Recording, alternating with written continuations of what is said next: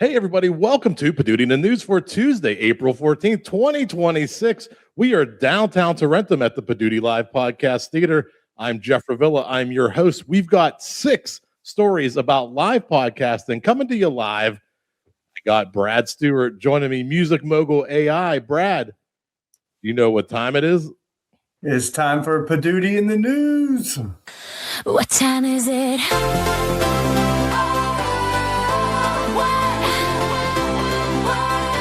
What time is it?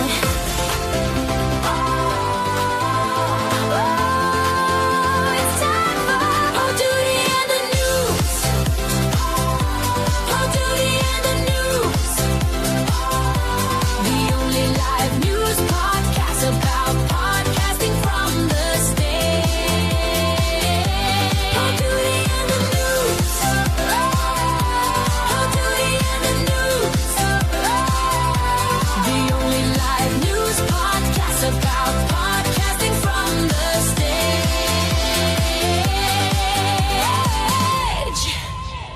Oh, the only live news podcast about podcasting from the stage. Brad, welcome to the show. Thanks for having me. I'm excited to get into the discussion today. We're going to have a lot of fun. We've got 6 stories. We usually about a half an hour. We go through all the stories, and I like to get my guest perspective. So a lot of times I try to align the stories with my guest's experience. And Brad started something called Music Mogul AI, and it's a really interesting concept. It's a great way for especially smaller independent artists to really get some traction. You tell us a little bit about Music Mogul AI, Brad.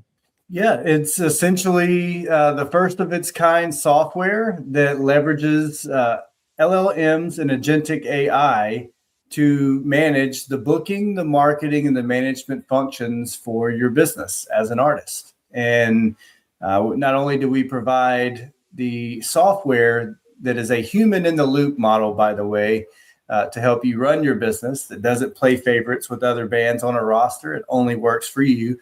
But we also offer consulting and mentorship as well, either as an add-on to that software or as just a standalone service, if that's what you choose as well. Very nice. And the website, Music Mogul. MusicMogulAI.com. MusicMogulAI.com. We'll have those links in the show notes. I'll have all the ways to connect with Brad, all the social links, because Brad is now officially part of Poduty and the crew. So as the crew member, you'll see all of Brad's links, and any future episodes that Brad comes back on, those will all be indexed right on the website, news.poduty.com. Brad, are you ready to get into our stories? I am. I'm excited. Let's do it. Here we go. Our first one is about Hollywood. Hollywood thinking comes to creator content. This comes to us from The Wrap. Top creators are no longer chasing views alone. They are building content that feels like movies and TV shows, focusing on storytelling, production quality, and long-term audience impact. Some are even adopting full production cycles and repurposing content like their own media networks. And this isn't quite like music, but it's very parallel to what Brad's working on in the music industry. And I love that creators are taking their craft so seriously as a DIY medium. So they're creating the content, they're producing the content, they own the content, and then they're putting that out in the world to share with others. And they're kind of sharing their tips and tricks on the stage here. Yeah, it's all about telling a story, and being efficient with your time. And, for me, I try to tell artists when we're doing our consulting and everything, don't look at it like, oh my gosh, I have to go create this content. You should look at it from the perspective, I get to document my journey. And when you're able to just film it and leave the camera on, then you can get long form content that you can push out in that form, or you can also chop it up into smaller, bits as well. Yeah. And something I love about conferences and events like this is podcasts are becoming the main stage entertainment at some of these conferences. So if you're working on a podcast, I know Brad's been doing a lot of tours. I think you're even working on your own podcast in the background there. But as you become more developed within your industry, as you become more known, you can do things like this event where the creators are up on stage talking about something they love in an industry they love with people in the audience who love the creative industry, who love the movie industry, and they're getting all these firsthand knowledge insights directly from the stage. And that's kind of the big goal that I'm trying to teach with people here with this small theater is this is kind of like a stepping stone to get to those larger events. You have to kind of cut your teeth, do the rounds, and then you can get to larger and larger stages. That's right. Absolutely. Yeah, this is really, our software is really meant to bridge that gap for artists that already have a regional following. And we're looking to take them to that national and international level, usually within a year or two. That's always been my specialty in my lane. And that's what I've done, with for hundreds of bands in my career. Yeah, and that's the parallel I love. That's why I think, Brad, you're perfect guest for this episode. It's a very parallel path. A lot of podcasters are, how do I get established? How do I start developing my skills? How do I get my show to a stage? That's what you're doing in the music industry. That's how you're building an audience, you're building a fan base by doing these shows over and over in different cities and different towns. That's right. Yeah, it's people they still want that live engagement. AI is great and it can do a lot of things for us, but I think we're all yearning for connection and to hear a story and to be a part of a group and something bigger than ourselves. And I think that's exactly what podcasts and music do together. And what a great segue into our next story, because they're going on the road. They're taking a tour. This comes to us from The Source. The Poor Minds podcast is taking its show on the road with a multi-city North American tour, turning digital audience growth into a live in-person experience. The tour focuses on energy, audience interaction, and community connection as the core of the show. And this is something that we were talking about. If you are interested in performing your show live, if you want to get on the road and get out there, this is what they're doing. They're taking this show on the road, seeing different cities, different fans in different locations, and really building that connection more one-on-one. Then you can't just get that from like an MP3 file. But if you can get your show live in front of an audience and you make 10, 20 connections that night, that's a lot deeper of a connection than you're going to make with somebody just listening to your podcast at the gym or during their morning commute. Absolutely. I don't know if any of you have watched the Coachella live stream that's been going on. It was this past weekend and it'll be coming up this coming weekend as well. But I even posted something on my channel, on my LinkedIn page, about how great of a strategic partnership it is between YouTube and Coachella. They have live streams going on for each stage that you can watch for free. And the impact of that, to be able to get new fans from a live stream, you're already there. You might as well just turn the camera on and document it, like I said, and stream that out for the people who can't be there. And maybe they will be there with you at a future show, but it is just massive exposure. And I think it's definitely a trend for the future that I think is here to stay. You're documenting that live experience, just like Brad's saying, and you're recording it. And that one piece of content that you're creating in the moment, live in front of an audience, you can repurpose that for months, for weeks. It becomes shorts, it becomes clips, it becomes separate podcast episodes, depending on how you break it up or edit it. And that one piece of work can live on and on forever and ever. And people can still find you years down the road. Yeah. And eventually, not only does it help you get more gigs, because you're able to show current live video footage of you doing your thing, working a crowd, but eventually that will start to pay you back. That becomes your B-roll footage. Look at the experience that we've done. Look at who we've interacted with, who we've engaged with. Look at the stages we performed on. If someone's looking to hire a podcast for their event, they're going to see all this experience you have, all those miles on the road, all those times you performed your show in front of an audience. that's there now. That's documented. And that just makes you a more valuable asset. That makes you able to raise the bar for their conference or event because they can see that you have that type of experience.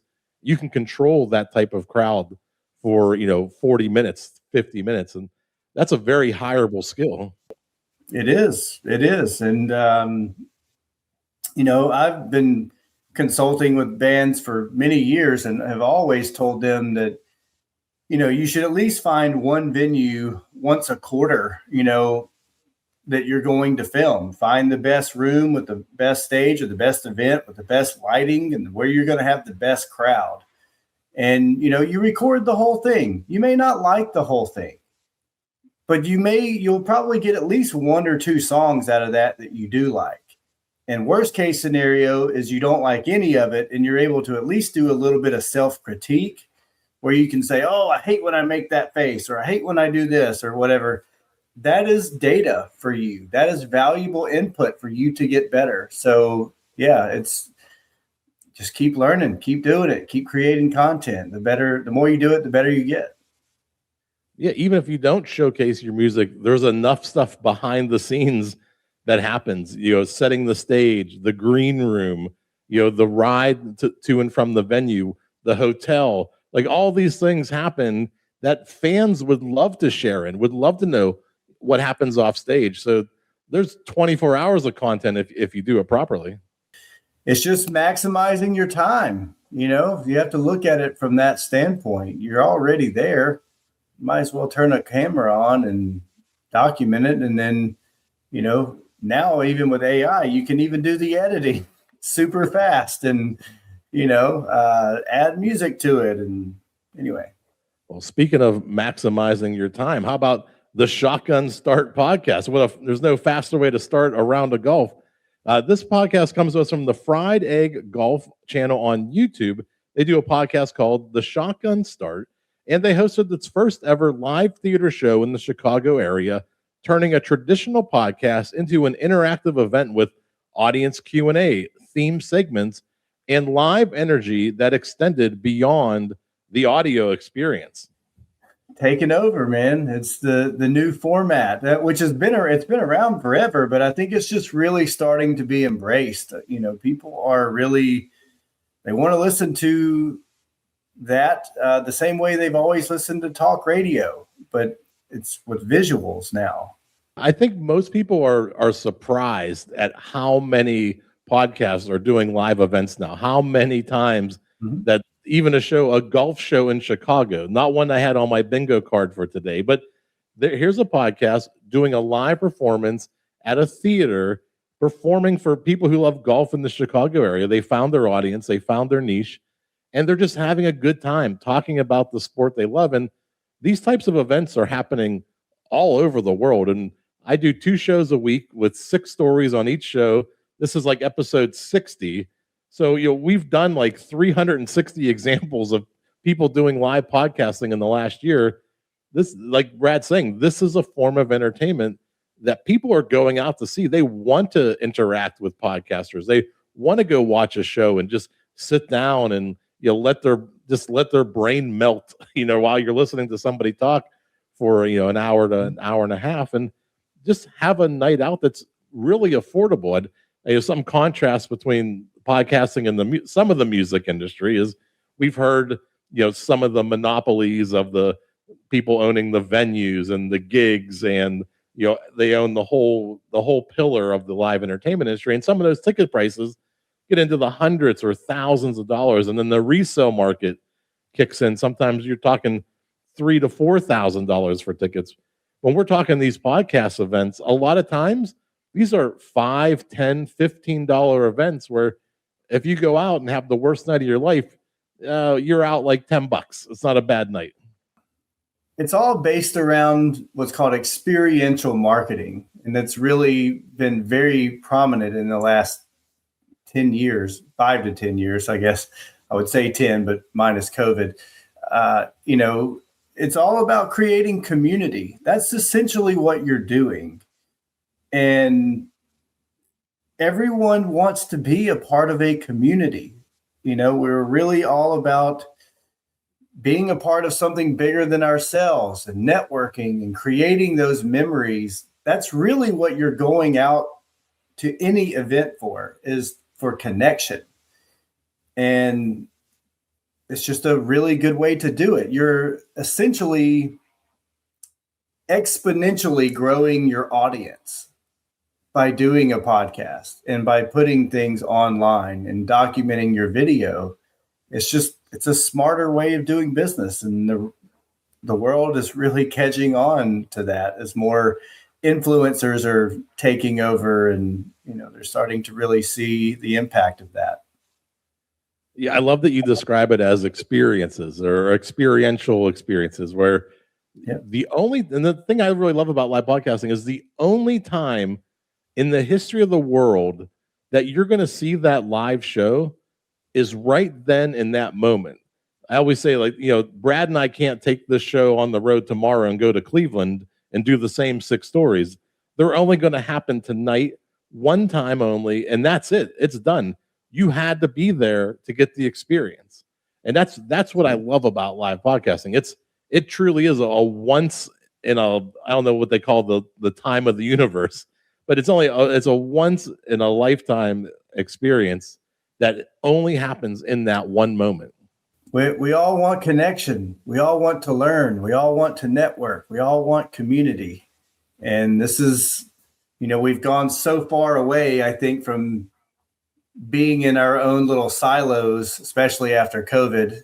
We're all working from home, and, we really want to have that connection, that human interaction. And we need it as a human species. We need it for our soul, for our mind, and mental health.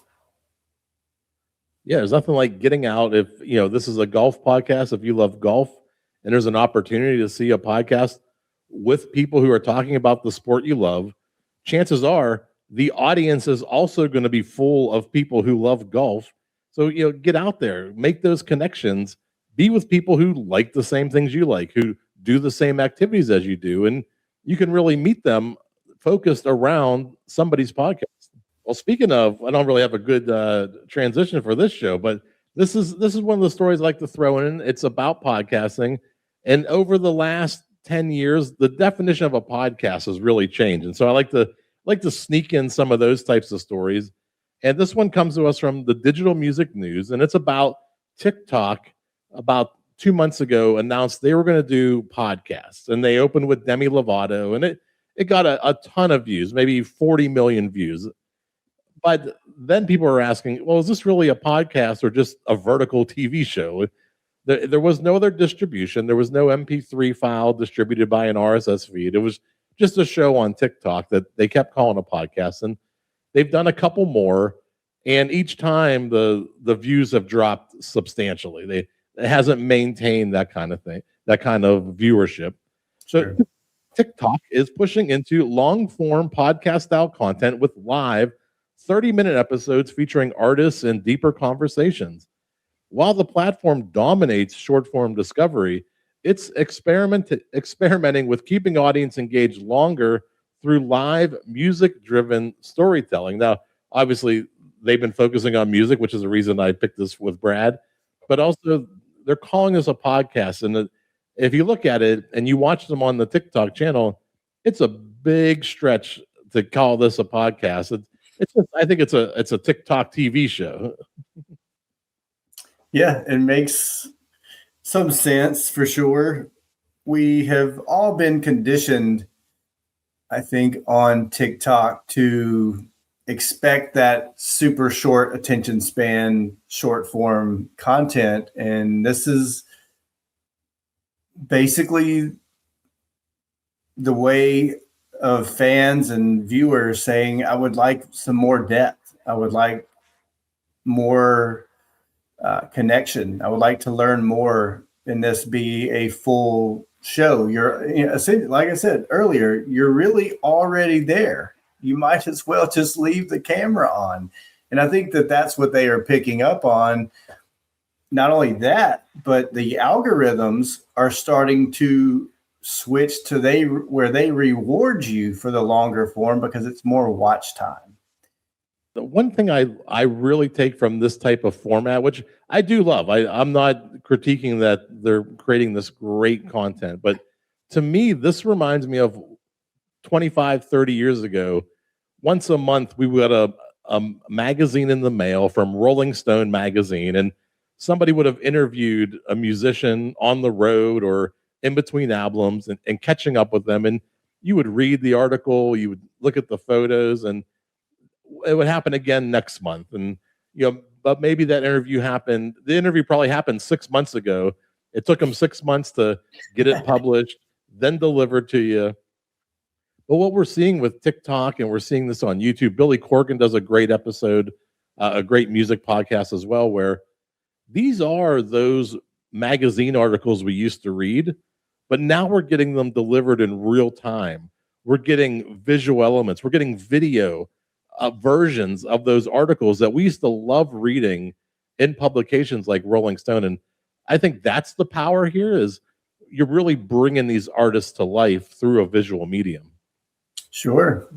Yes, it's a better form of connection, and it really does enable you to go a little deeper with your audience, and that's what both sides want. So it makes a lot of sense. It's a win-win. And speaking of a win-win, maybe not me in a Speedo, but the Virgin Voyages is launching a podcast cruise. How about this? This comes to us from the Caribbean Journal. Virgin Voyages is launching a podcast-themed cruise with live recordings, fan meetings, and multi-day experiences built around popular shows. Instead of a one-night event, this model turns podcasting into a multi-day, high-value fan experience with built-in community and repeat engagement.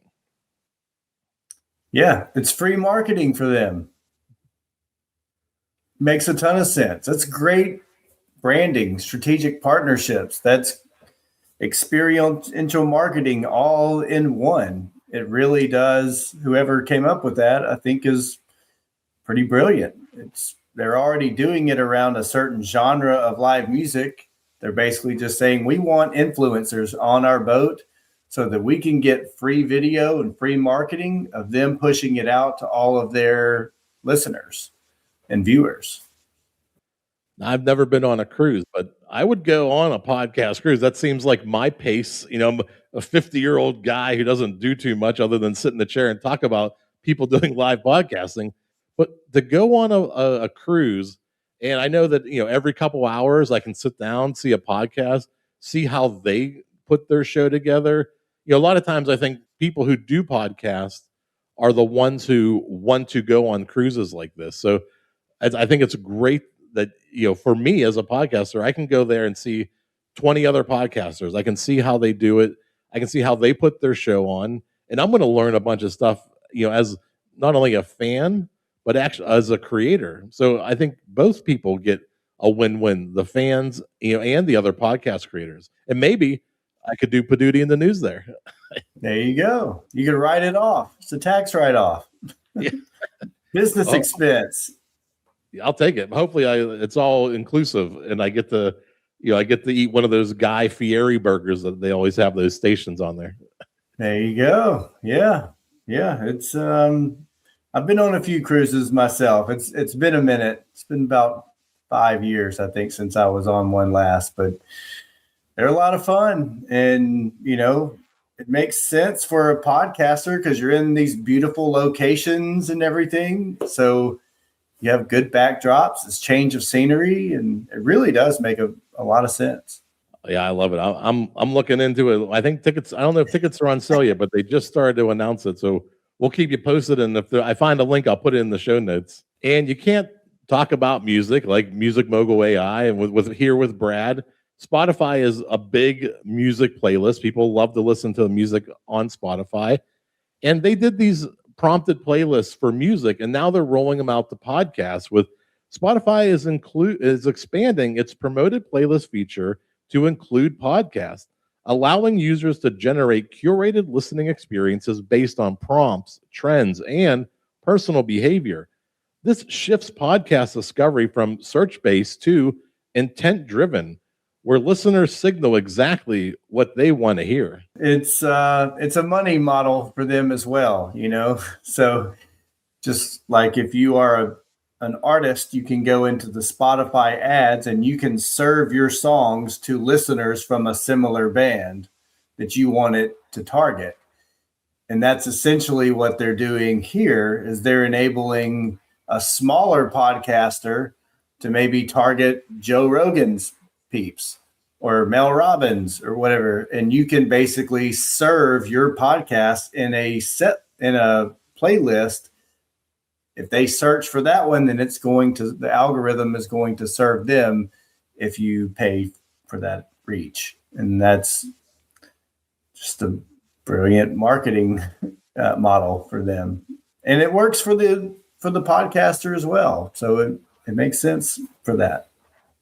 Yeah, like build me a playlist around game show podcasts, and your whole ride home could be different types of trivia or game show podcasts, and it just keeps feeding that list and finding new things for you. So, this could help with discovery. It could help you find new content, and it can help your podcast get in front of people who maybe never would have found you. Absolutely. It's just creating that listener experience. I am very into business and sales, so if I had a podcast list of, Russell Brunson and Alex Hormozy and, all of those type of people, I would listen to it. I would listen to it for longer because it's something that I'm interested in and it doesn't serve me something that I'm not in the mood for. So it keeps you on the platform and really makes a lot of sense. And this is probably a great use case for if you've ever thought, oh, I don't want to do transcripts, I don't want to do chapters, I don't want to do all those other little things that you can do in the back end of your podcast. Well, those things feed these AI algorithms. So if you have transcripts set up, if you have your chapters set up, those help give signals about what your show's about and can help probably get you into some of these prompted playlists more often. Sure. Yeah, the behind the scenes management, operations, editing is not for everybody. Most people just want to do the fun part and be on the camera, do that. And it can be time intensive to do the other portion. And this definitely cuts out some of that.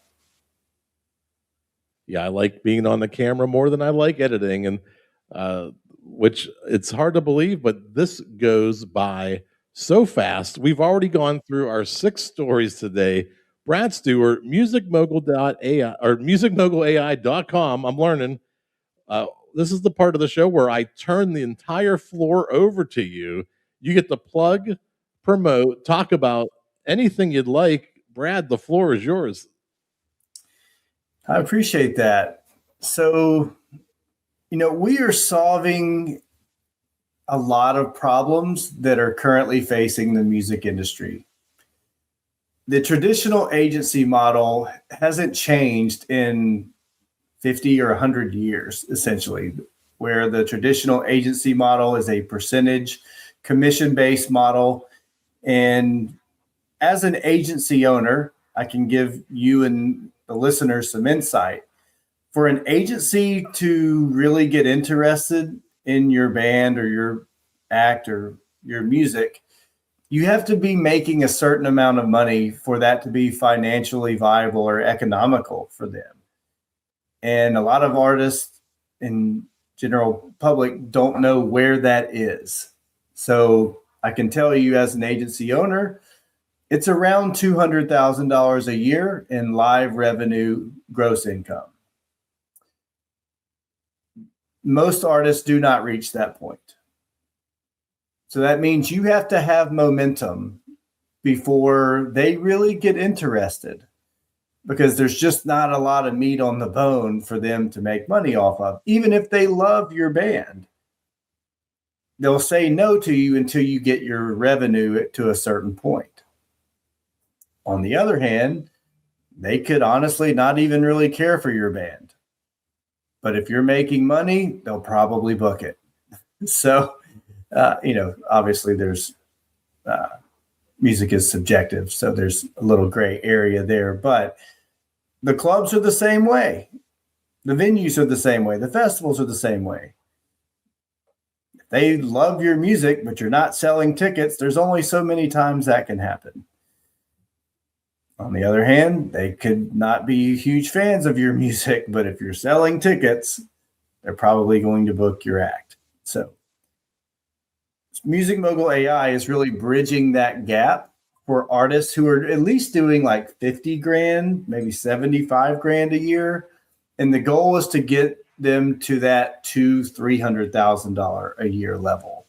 And it is essentially setting up the infrastructure and the systems in place that you need to run your business without adding headcount and without it playing favorites with other acts on a roster. So I have a true cost calculator that I send out to everyone who signs up, where you can calculate, even if you're paying yourself $10 an hour to do all these job functions, this is what it's costing you.